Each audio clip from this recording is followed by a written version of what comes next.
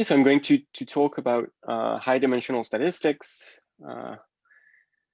and confidence intervals and risk estimation, and in a way the notion that brings everything together will be degrees of freedom. So I'll try to make a convincing case for this, that really the effective degrees of freedom of the estimators that we commonly use in high-dimensional statistics are just enough to quantify the high dimensionality of the problem, like the undersampling phenomenon when, say, P is bigger than N. So it will be mostly with these two papers. One of them is joint work with my colleague Chung Wei from Rutgers. So the first one is about confidence interval, the second one about risk estimation, out of sample error estimation. Okay, so the very classical setting, linear model, we have n data points, feature vector xi in RP, response yi, we have n of these. And I'll focus on the linear model. Epsilon I is the noise for each observation.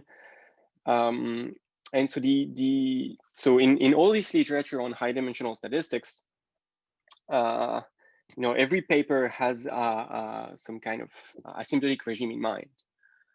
So high dimension means that P is comparable or P is larger than N.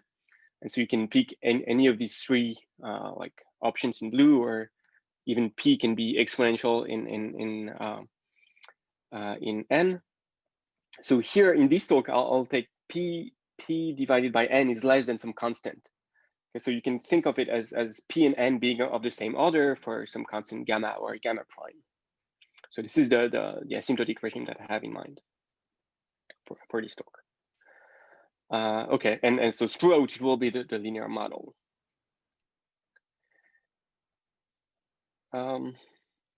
So if maybe we want to summarize the research in high dimensional statistics coming from many different communities, then maybe I would write this equation at the top.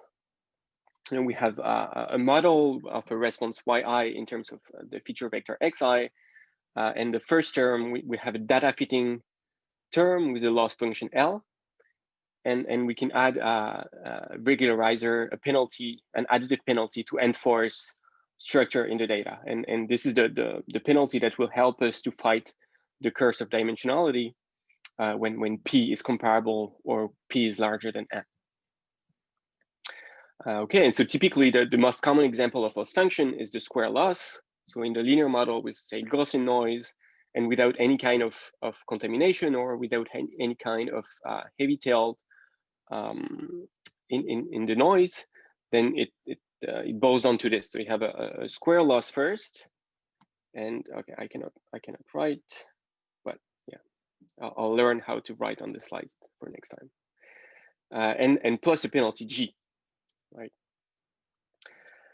And so we have many examples when it's the penalty can be the L1 norm with the lasso, the elastic net. There's a sum of L1 norm plus some square L2 norm. We have the bridge penalty functions, the Group-Lasso, nuclear norm if RP can be seen as a matrix space, or the sorted L1 norm, the slope norm in G. So there are many examples. And now we have a good lot of intuition about these penalty functions. If we want to enforce, or if we have some prior information that the true coefficient beta has some structure, we can try to enforce this structure with the penalty G. Okay, and so from there in high dimensional statistics, we can have different goals. So it started first as there are a lot of intuition about how to pick the regularizer G. Maybe we can pick the regularizer as a convex relaxation of some structure. So if you believe that the structure is sparsity, then a convex relaxation would give you L1 vols. So you would put G as an L1 norm, etc., etc. So for low rank, there are similar convex relaxation argument that give you the nuclear norm, etc. Okay, so from there we can have different kind of goals to study this estimator beta hat. One is we want lower bound and upper bound on the risk. Another goal could be we want to characterize the risk exactly, like up to, so here there is no more multiplicative constants anymore by fixing some asymptotic regime.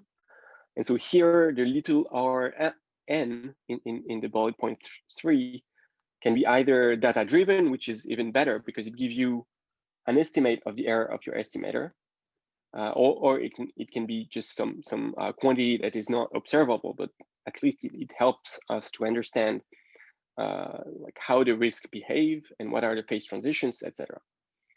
And another goal could be similarly 2.3 noise level estimation. So I'll talk a bit about this later. And the last goal, if we do statistics, we want confidence intervals. So ideally, we would like some kind of asymptotic normality or any other way to characterize pivotal distributions. And from these pivotal distributions, we would construct confidence intervals. Okay, so this is like several questions and several goals that can be pursued with respect to these high dimensional estimators. Okay, so today I'll have two focus. Focus one will be confidence intervals in the linear model.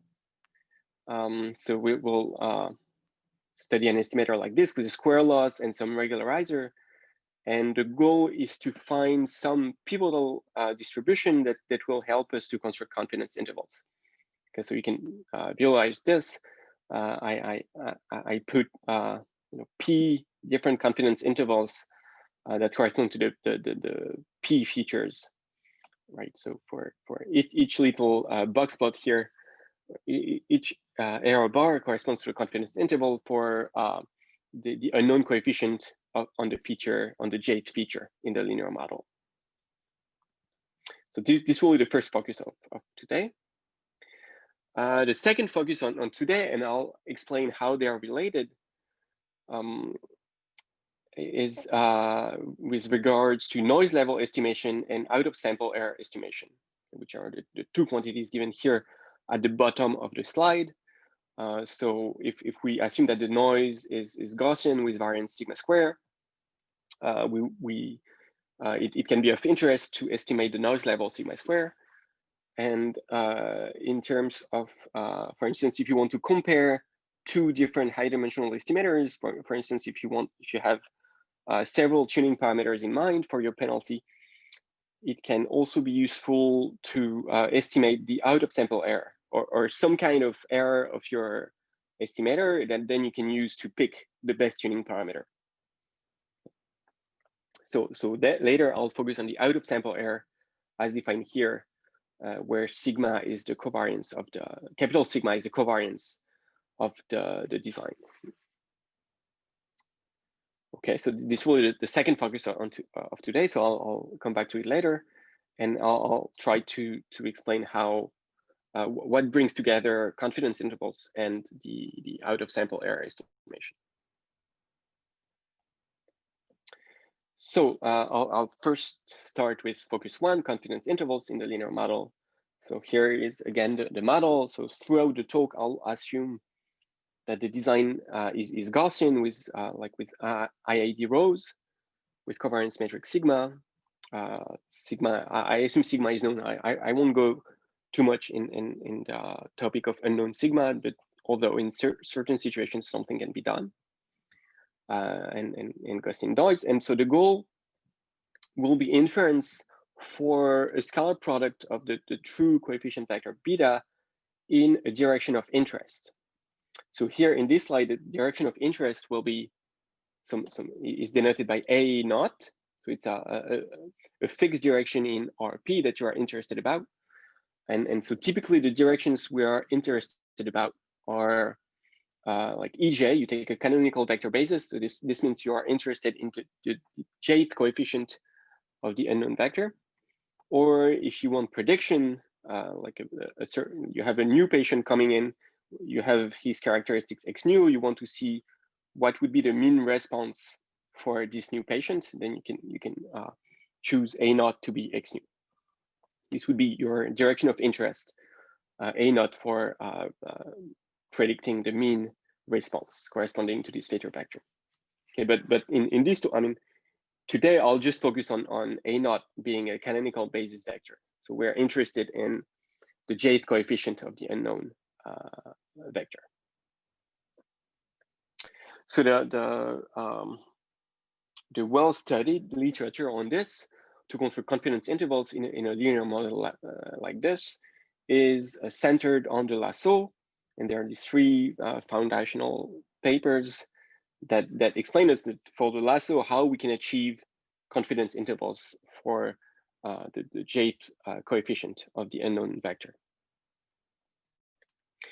And so essentially, then one way to summarize this research is that it's not possible to obtain asymptotic normality for the Lasso coefficient, but we have to apply the so-called de-Biasing correction to the coefficient, and after applying this correction, then we can hope to get some kind of asymptotic normality and construct confidence intervals. So the goal here at the bottom of the slide is so we have a first guess. Say for the Lasso, it will be A naught, your direction of interest, transpose beta hat, minus some correction. And so the goal is to find the right correction so that we can have some asymptotic normality. There are plenty of results. It's very hard to do any kind of literature review in a short time because there have been so much research. And here are some references that I have in mind. First for the Lasso, and then beyond the Lasso, what else can be done for, say, other loss functions or other penalty functions. You know, there have been attempts to do something beyond the Lasso already, but there's no general picture that would help us to design methodologies that apply to any regularizer, for instance. So the quantity that will be very important throughout the talk is the so-called effective degrees of freedom of the estimator. So if beta hat is again a regularized least squares estimator, then we can look at the map for a fixed design matrix. We can look at the map that takes y as input and gives back x beta hat. So this is like a vector field from Rn to Rn. And we can, for almost every y, the Jacobian of this map exists. And so we can take the trace of this map, the divergence of this vector field, and this gives us some quantity for almost every y that's called the effective degrees of freedom of the estimator beta hat. Okay, and so this was introduced essentially by Stein in 1981 to construct unbiased estimate of the in-sample error of any estimator that is differentiable almost everywhere. Okay, so I'll call H hat the Jacobian and DF hat the effective degrees of freedom of the estimator. And so especially DF hat, so the effective degrees of freedom will come back in all the results that I'm going to talk about. And so this will be the link between all these results. And so we'll see that the scalar DF hat, the degrees of freedom, essentially exactly quantifies the undersampling of the problem, the high dimensionality of the problem for a given estimator. So some examples for the degrees of freedom for the Lasso, it's very easy, it's very intuitive. The degrees of freedom is just the number of non-zero coefficients of the estimate. For instance, slope, there is also an explicit formula.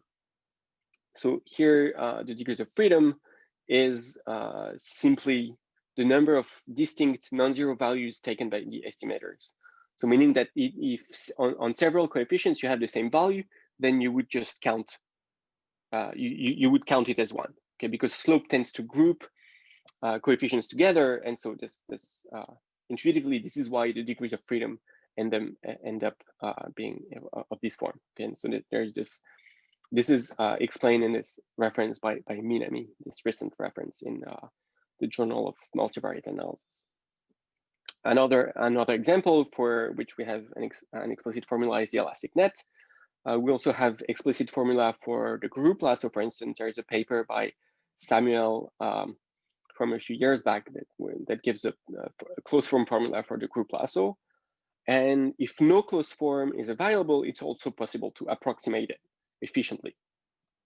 So we don't even need actually to derive these closed form formula. If we have them, then it's always better. But otherwise, it's always possible to approximate the degrees of freedom, the effective degrees of freedom efficiently.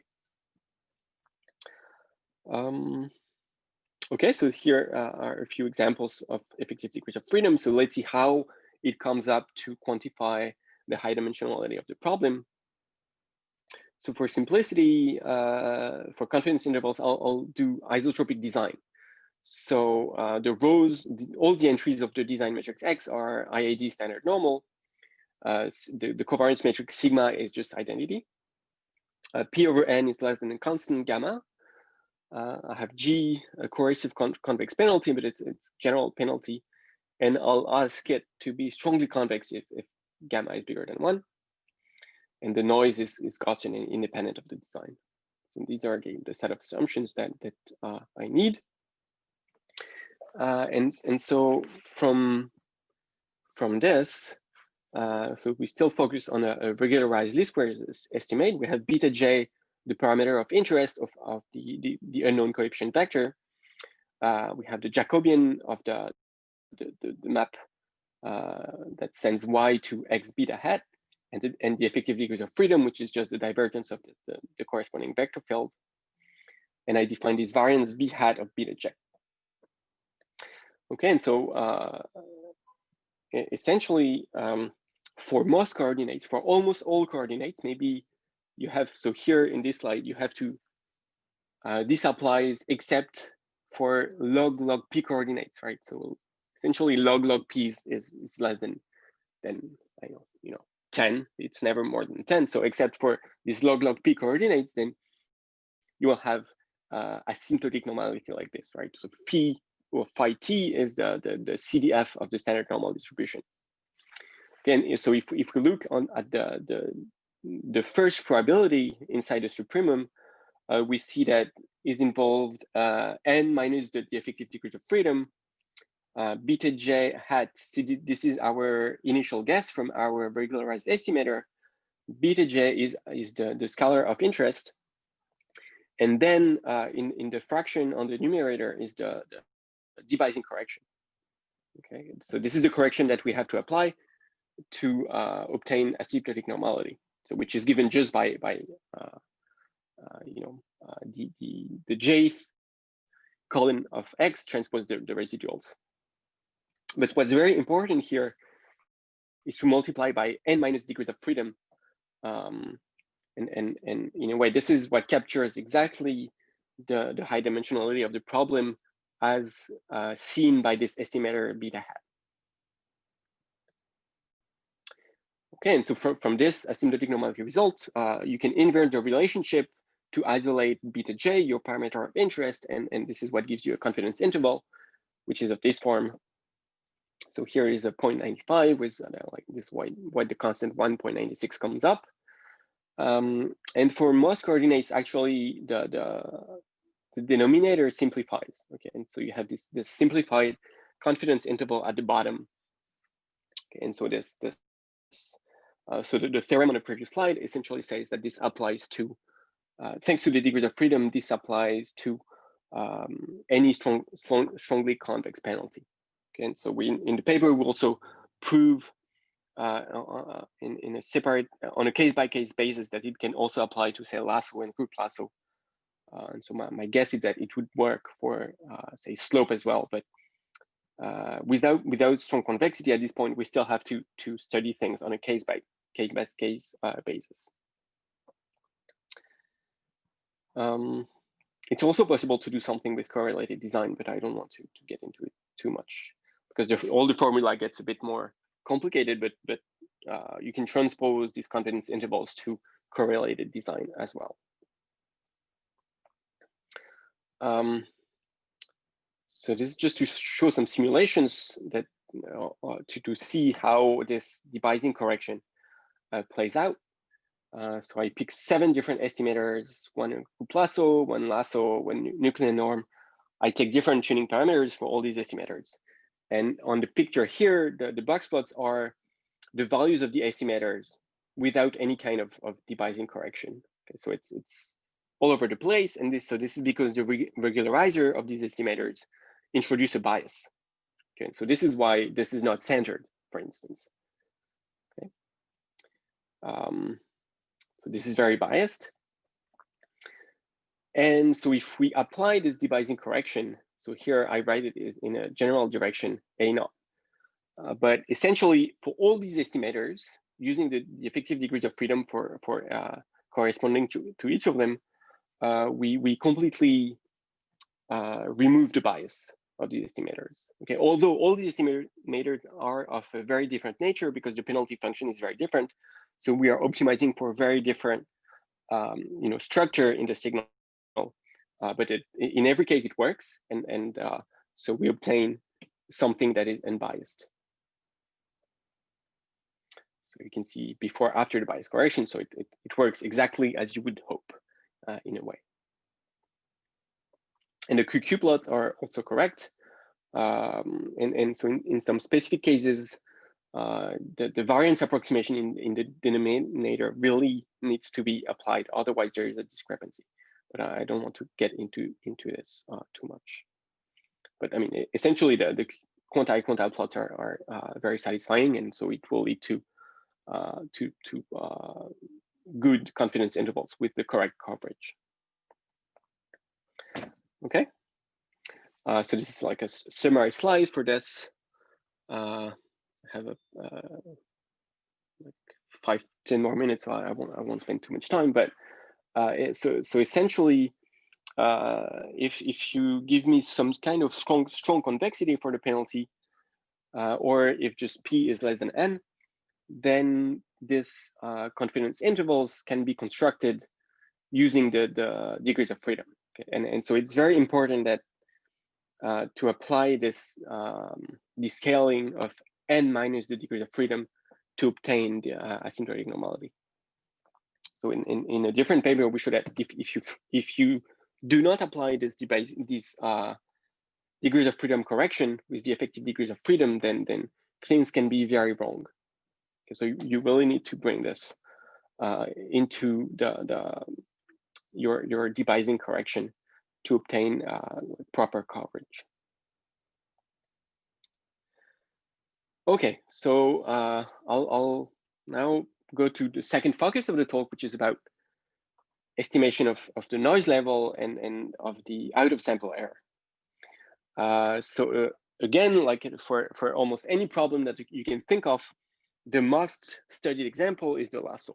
Okay, so here in this regime where P and N are of the same order, for the lasso, we have, it is known that we have good approximations that let us compute the noise level and the out of sample error with observable quantities. So the first one, what I call generalization error, which is sigma square plus beta hat minus beta square. You can interpret this as the generalization error for a new observation. So we have this formula. So if you invert this formula, you can estimate very well the term in magenta. Okay. There's a similar formula for the out of sample error and also for the noise level. And what is striking, if you open up a notebook, you do some simulations, all these approximations tend to be very, very precise, except when S hat, so the active set of the lasso, has very close to n non-zero variables. But otherwise, these approximations tend to be extremely good. And so the question is, what happens for estimators beyond the lasso? Because the lasso has been studied now for extensively, and so we have all these answers. And so what I want to point out is that it's possible to obtain the same powerful estimate for essentially any other estimators. So this is the second focus. So the context in terms of assumptions is still we have these degrees of freedom for our estimator beta hat. The design is still Gaussian, covariance is sigma, either strongly convex penalty and P over N are of the same order. Okay, or it can also work for, say, Lasso. And so essentially all these formula and all these approximations, the three approximation for the generalization error, for the out of sample error, and for the noise level will be, are still valid. Right? So if you compare with the previous slide, you just had to replace the number of the size of S hat for the lasso, you have to replace it by the effective degrees of freedom. And this is exactly what you need for this formula to be valid. Okay, and so again, the effective degrees of freedom is extremely useful, but not only for the in-sample error, as Stein observed in the 80s, but it's also very useful. The effective degrees of freedom is also extremely useful for the out of sample error and the estimation of the noise level. Okay. So the second and third formula are a bit if it's the first time you see those, then it's a bit it's a bit complicated maybe, but still it's very easy, for instance, to code this formulae. So for instance here, so typically you would use it, say the first or the second formulae, or if you have access to the quantities in magenta, then you can optimize tuning parameters. So this is what I do here for the elastic net. I have one parameter, which is the L1 parameter, lambda, the L2 parameter, mu. And I draw, so these are two heat maps, one for, so on the right, we have the risk, the actual risk that we don't know. And on the left, we have the estimate of the risk given by the formula on the previous slide. Okay, and so we see that for the two heat maps give you the same profile in terms of the performance. So if you use the observable quantity on the left in order to tune parameter, then you would find something that's very close to the minimum in terms of the out of sample error of the estimator. And again, what's really helpful here, the effective degrees of freedom here again is exactly the information you need to quantify the high dimensionality of the problem as seen by your estimator beta hat. Okay, this is essentially the only quantity you need. You need you need the residuals, the effective degrees of freedom, and that's it. And from there you can estimate the noise level, you can estimate the out of sample error, and so you can achieve this parameter tuning. How much left do I have? Do I have 5 more minutes, or should I end now? Sure. Yes, it's not a problem. You still have a few minutes. 5 minutes is still okay. Okay, so I'll at 05 I'll stop for, I promise. And I'll try to be quick. So it's possible to extend this formula here. One of these formula, the second formula actually, for robust loss functions. And this is how I ended up studying this formula actually. So I was interested in robust loss functions. So now instead of the square loss, you have like say the Huber loss or other robust loss functions that resemble the Huber loss. So here I recall the Huber loss. So this would be our new estimator beta hat. So we just changed the first term with like some robust loss function rho. And so here are some examples. So the loss function itself is in brown, and you have the first derivative in red and the second derivative in blue. Okay, so on the left, this is the graph for the Huber loss. On the right, this is some smooth version of the Huber loss. So this is the robust loss functions that I have in mind is this. And so it's possible to extend one of the formula in the previous slide for the square loss to these robust loss functions. So I'm not going to state a theorem. I'm just going to provide the approximation, which is given at the bottom. So it looks very, very similar. Again, it involves the degrees of freedom of the estimators. It also involves the size of the set of inliers, which is defined here on the third line, the capital I hat.